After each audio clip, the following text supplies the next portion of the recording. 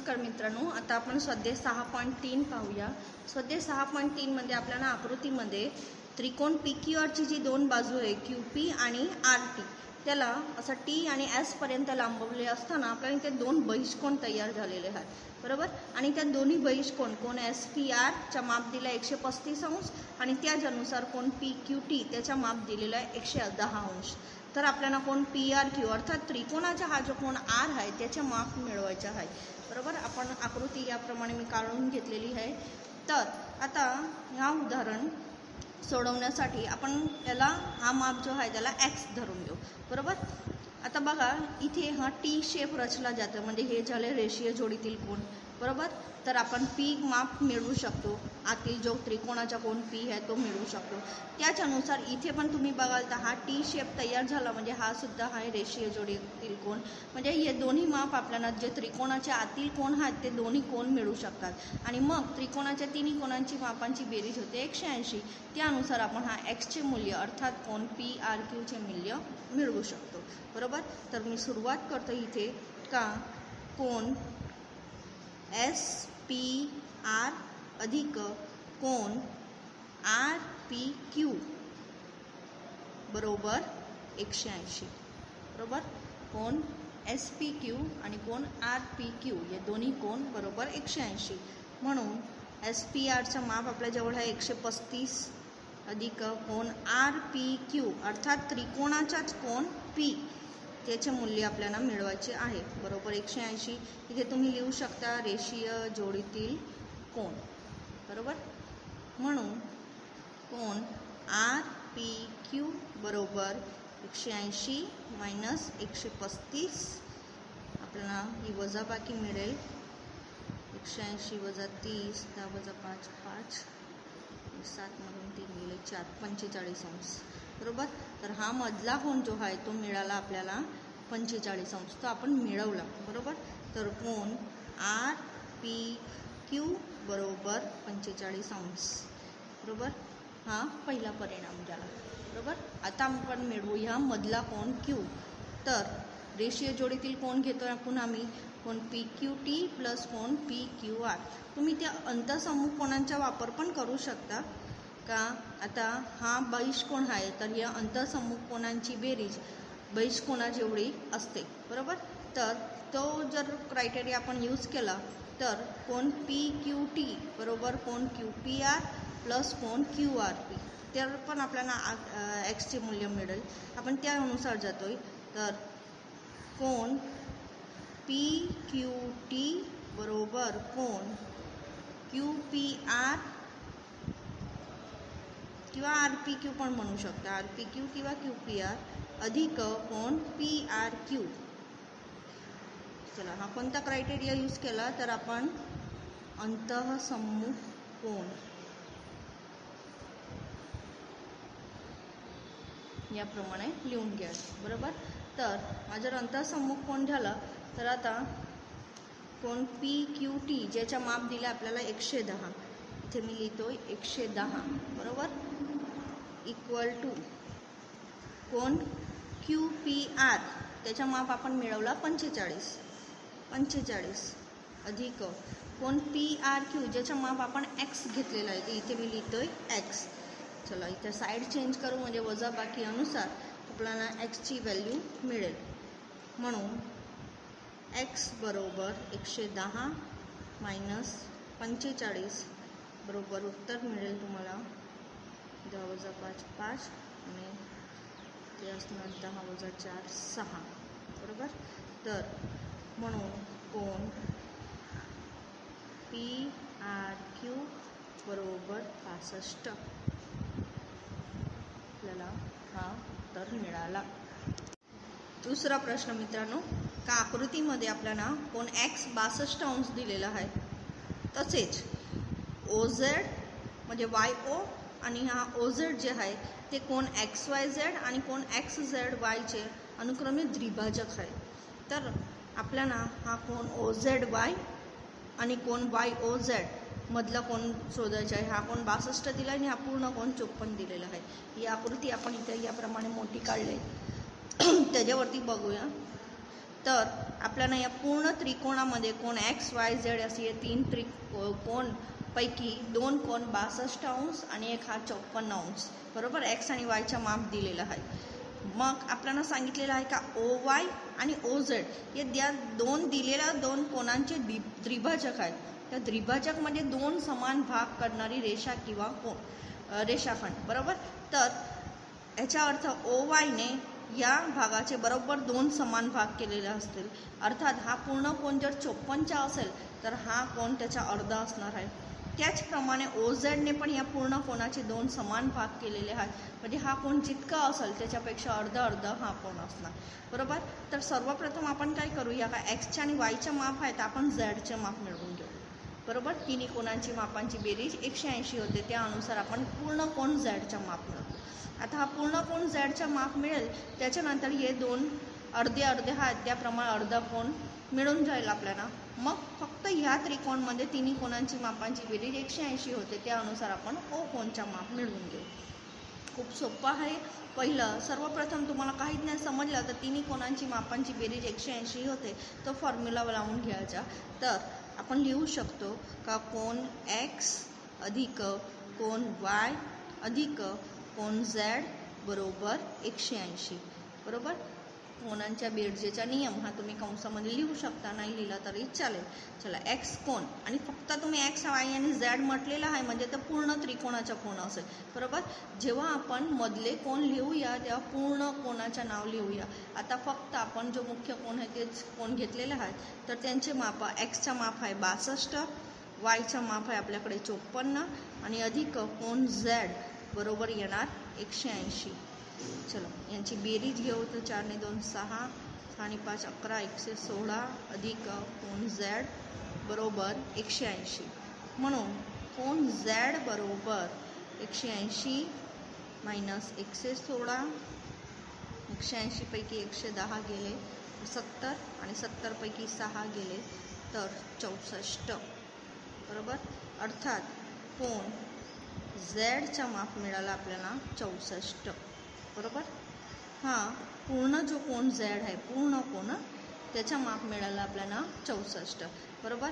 तर हा 64मध्ये हा त्याचा अर्धा असणार कारण द्विभाजक आहे.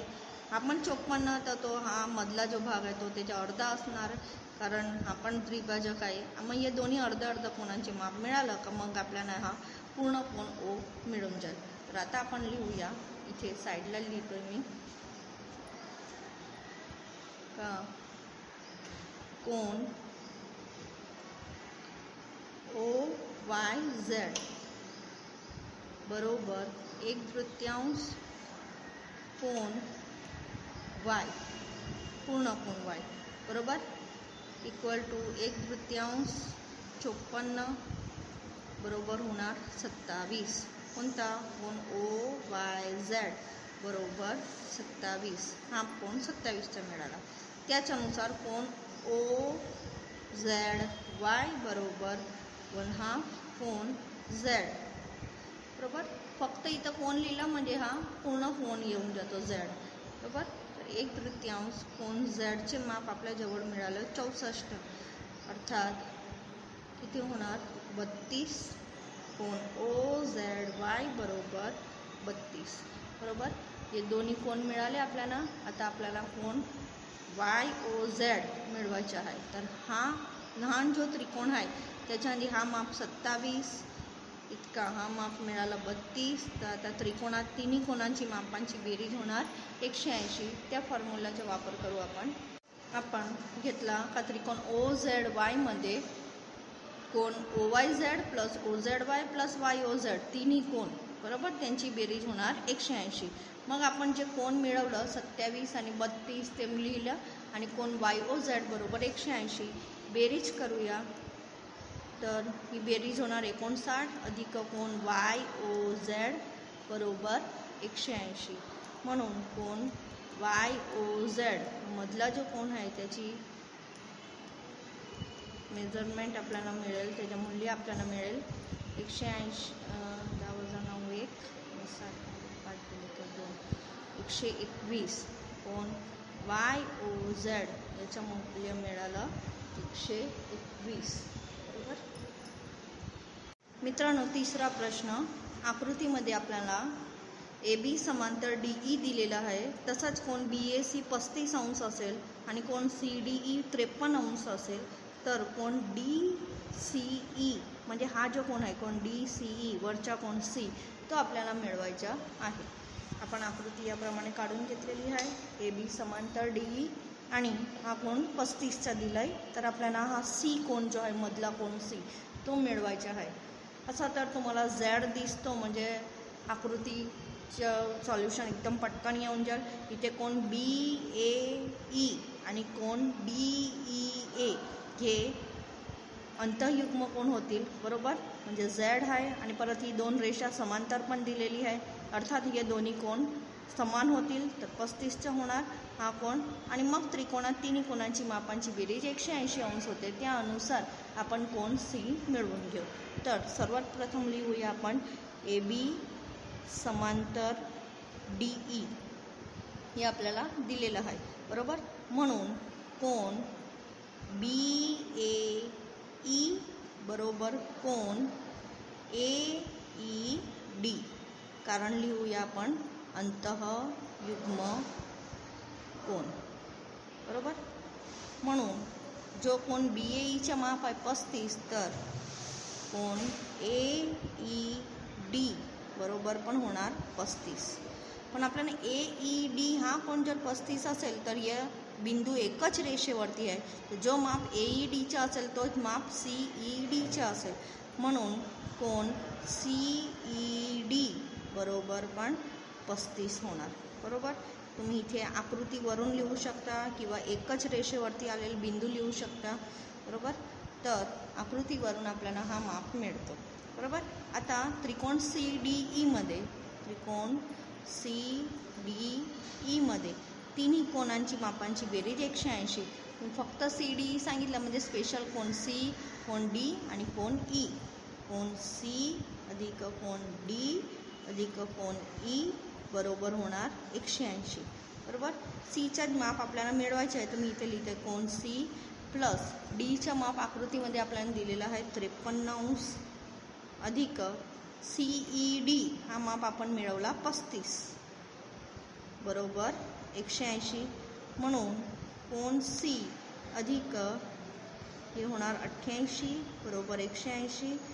म्हणून कोण C बरोबर 180 मायनस 88 वजाबाकी करूया आपण. त्यापैकी 8 जातील 2 आणि 9 आणि 8 17 म्हणजे 92 डिग्री. तर कोण C म्हणजे कोणता कोण, तर कोण DCE, कोण DCE बरोबर 92 आपल्याला उत्तर मिळालं. चौथा प्रश्न, इथे आकृतीमध्ये PQ आणि RS ते S बिंदू आहे, या रेषा परस्पर T बिंदूत छेदतात आणि कोण PRT 40 दिलाय, RPT कोण 95 दिलाय, तसा TSQ 75 अंश असेल तर आपल्याला कोण SQT हा जो कोण आहे तो आपल्याला मिळवायचा आहे. आपण आकृती वहीमध्ये काढून घेऊ याप्रमाणे, बरोबर. आणि आपल्याला हे दोन कोण दिले, इकडचा हा एक कोण दिलेला आहे आणि हा कोण मिळवायचा आहे. चला आपण 1 बाय 1 जर त्रिकोण बघूया, तर पहिला त्रिकोण PRT घ्या, तर त्याच्या आणि हे दोन कोण दिले आपल्याला तिसरा कोण मिळेल, बरोबर. हा तिसरा कोण मिळाल्यानंतर या दोन छेदणारी रेषा आणि X रचले जातात, अर्थात हे काय झाले परस्पर विरुद्ध कोण. म्हणजे जो कोण T कडचा कोण असेल तोच माप या T कोणाचा पण असेल. आणि मग आपल्याला या तिन्ही कोणची बेरीज 180 होते, त्यानुसार या दोन कोणांच्या माप आहे, तर तिसरा कोण मिळून जाईल. खूप सोपा उदाहरण आहे हा सुद्धा. तर सुरुवात आपण त्रिकोण PRTने करूया. का त्रिकोण PRT मध्ये कोण P प्लस कोण R प्लस कोण T बरोबर 180. हां, जेव्हा आपण सेपरेट कोण सांगतोय तेव्हा T कोण कोणता आहे तो सांगण्याची गरज नाही पडणार आपल्याला, बरोबर. T कोण आपण सांगितलं त्यानुसार कोण T हा त्रिकोण PRTच्याच मधला त्रिकोण हा कोण आहे, बरोबर. असं तर 4 बाजूला T कोण रचले जातात, पण फक्त हा T जो कोण आहे तोच आपल्याला शोधता येईल. तर कोण Pचं मूल्य आहे 95 अंश, कोण Rचं मूल्य आहे 40 अंश अधिक कोण टी बरोबर 180 अंश. बेरीज करूया. 135 अधिक कोण टी बरोबर 180 आणि म्हणून कोण टी बरोबर 180 मायनस 135. साईड चेंज म्हणून वजाबाकी होणार. 10 वजा 5 5 आणि 7 वजा 3 होणार 4 बरोबर. तर ही येणार बेरीज 45. कोण टी, पण कोणता कोण टी, तर कोण पी टी आर. कोण पी टी आर म्हणजे त्रिकोणाचा जो कोण टी आहे मधला वरच्या त्रिकोणाचा तो आपल्याला मिळाला हा 45. चला, हा जर 45 असेल बरोबर, हा जर 45 असेल तर हा कोण पण 45, कारण ते दोन्ही विरुद्ध कोण आहेत. तर आपल्याला लिहिता येणार कोण पी टी आर बरोबर. कोणते दोन विरुद्ध कोण आहेत, तर कोण पी टी आर आणि इकडचा कोण येणार क्यू टी एस बरोबर. कोण क्यू टी एस का बरं एकसारखे आहेत, कारण ते कोणते कोण आहेत, विरुद्ध कोण किंवा अभिकोण. तुम्ही दोनपैकी कोणताही एक शब्द लिहू शकता. अभिकोण आहेत आणि अभिकोण नेहमी एक समान असतात. म्हणून कोण क्यू टी एसचे माप पण किती येणार 45 बरोबर. हा क्यू टी एस म्हणजे कोणता कोण, तर कोण क्यू टी एस म्हणजे या त्रिकोणाच्या मधला कोण बरोबर, ज्याच्या पण माप आपल्याला मिळाले 45. तर आता हे दोन कोणांची माप आहेत तर आपल्याला तिसरा कोण शोधता येणार. तर आता कोण त्रिकोण टी क्यू एस घेऊया. त्रिकोण टी क्यू एसमध्ये तिन्ही कोण, कोण टी प्लस कोण क्यू प्लस कोण एस यांची बेरीज होणार 180. म्हणून कोण टी तर त्याचं मूल्य आपल्याजवळ आहे 45 अधिक क्यू कोण आपल्याला मिळवायचे आहे. क्यू कोणत्या ठिकाणी मी कोण टी क्यू एस लिहितोय. कोण टी क्यू एस तुम्ही एस क्यू टी पण लिहू शकता आणि एसचं मूल्य दिलेलं आहे त्याने 75 बरोबर 180. या दोन बेरीज होईल अंकांची. कोण एस क्यू टी लिहा किंवा टी क्यू एस लिहा अधिक 45 ने 5 50 आणि 70 120 बरोबर 180 बरोबर. म्हणून कोण एस क्यू टी बरोबर साईड चेंज होईल म्हणून वजाबाकी बरोबर येणार 60. कोण एस क्यू टी बरोबर 60. जो आपल्याला कोण विचारलेला एस क्यू टी याचे मूल्य मिळाले आपल्याला 60 अंश. मित्रांनो, 5वा प्रश्न पाहूया. का आकृतीमध्ये आपल्याला पी क्यू आणि पी एस हे लंब दिलेले आहेत, परस्पर लंब, अर्थात हा कोण 90चा असणार बरोबर. पी क्यू समांतर एस आर दिलेला आहे आणि कोण एस क्यू आर हा कोण 28 तसेच क्यू आर टी 65 असेल तर आपल्याला एक्स आणि वायचे मूल्य मिळवायचे आहेत. आकृती आपण वहीमध्ये याप्रमाणे काढलेली आहे. तर तुम्हाला इथं स्पष्ट दिसेल आता की हा कोण जो आपल्याला आहे तो 90 अंशाचा दिलेला आहे, लंब आहे परस्पर म्हणून. तसेच पी क्यू आणि एस आर किंवा समांतर रेषा आहे आणि इतका कोण फक्त वाय दिला, इतका कोण एक्स दिलेला आहे. हा जो त्रिकोण पी एस क्यू रचला जात आहे ना त्याच्यामध्ये हा मधला कोण वाय आणि एक्स दिलेला आहे. तसेच कोण एस क्यू आर हा कोण 28चा दिलेला आहे आणि कोण क्यू आर टी 65चा दिलेला आहे. तर आपल्याला एक्स आणि वायचे मूल्य मिळवायचे आहेत. थोडा किचकट वाटणारं उदाहरण पण खूपच सोपं आहे, तुम्ही व्यवस्थित पाहाल इथे. तर सर्वप्रथम तर आपण जर त्रिकोणाच्या तिन्ही कोणांची मापांची बेरीज घेऊ तर आपल्याला एक्स आणि वायवरनं एक समीकरण मिळेल. किंवा मग तुम्ही दोन समांतर रेषा पी क्यू आणि एस टी आहे तर झॅड तुम्हाला स्पष्ट दिसतो बरोबर. आता इथे दोन प्रकारचे झॅड दिसत आहे. एक तर कोण पी क्यू एसवाला झॅड दिसतोय बरोबर, याप्रमाणे हा एक झॅड दिसतोय तुम्हाला. परंतु तो ये झॅड वापर न करता आपण हा जो कोण पी क्यू आर आणि क्यू आर टी वाला झॅड आहे तो यूज करूया. झॅड म्हणजे अंतयुग्म कोण आणि त्याच्यावरून आपल्याला एक्सची किंमत मिळेल. एक्सचं मूल्य मिळालं का वायचं मूल्य मिळेल बरोबर. आता तो कसं काय तर पहा, पी क्यू आर आणि क्यू आर टी हा अंतयुग्म कोण आहे बरोबर. म्हणजे हा पूर्ण जो कोण पी क्यू आर आहे हा पूर्ण कोण इथून इथपर्यंतचा पूर्ण कोण पी क्यू आर आहे तो आणि कोण क्यू आर टी हे दोन्ही मूल्य समान असतील.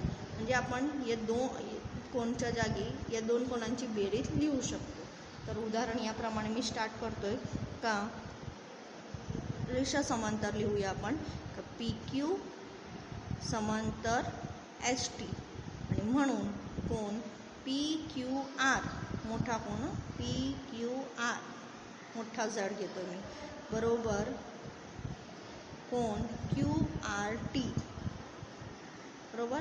हे कोणते कोण झाले तर अंतःयुग्म कोण. हे दोन्ही कोण एकरूप आहे बरोबर.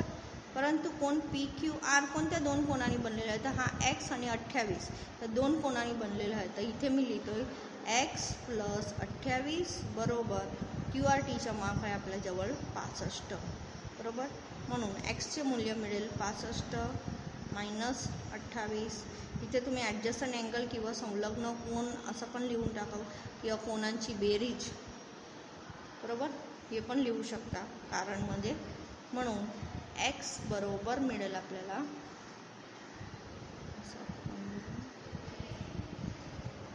37 बरोबर. एक्स हा जो कोण एक्स आहे त्याचं मूल्य मिळालं आपल्याला 37. आता हा एक्सचं मूल्य 37 तसे हा कोण 90 अंशचा कारण हे लंब दिलेले आहेत ना आणि हा तिसरा कोण वाय. तर आपल्याला या तिन्ही कोणांची मापांची बेरीज घेऊन घेऊ वरचा जो काटकोन त्रिकोण एस पी क्यूमध्ये तर आपल्याला वायचे मूल्य मिळेल बरोबर. तर लिहूया पी क्यू लंब पी एस म्हणून काटकोन त्रिकोण असं आपण लिहिलं म्हणजे पी क्यू एसमध्ये बरोबर. हा काटकोन त्रिकोण पी क्यू एसमध्ये कोण पी अधिक कोण क्यू अधिक कोण एस बरोबर होणार 180 बरोबर. म्हणून कोण पीचे मूल्य आकृतीवरून तुम्हाला स्पष्ट दिसेल 90 अंश बरोबर. कोण क्यू अर्थात त्याचं मूल्य आहे एक्सचं मूल्य आणि कोण एस म्हणजे त्याचं मूल्य आहे वाय बरोबर 180. इथे परिणाम आपण 1 देऊन टाकू म्हणजे लिहिता येणार आपल्याला 90 अधिक एक्सचे मूल्य 37 अधिक वाय बरोबर 180. या कुठून लिहिला तर आपण बाय 1 पहिल्या परिणामावरून आपण लिहिला की एक्सचे मूल्य 37 आहे. चला यांची बेरीज करून घेऊ तर 127 डिग्री अधिक वाय बरोबर 180 वजाबाकी करून घेऊ तर आपल्याला मूल्य मिळेल की मी घेतोय वाय बरोबर म्हणून 180 मायनस 137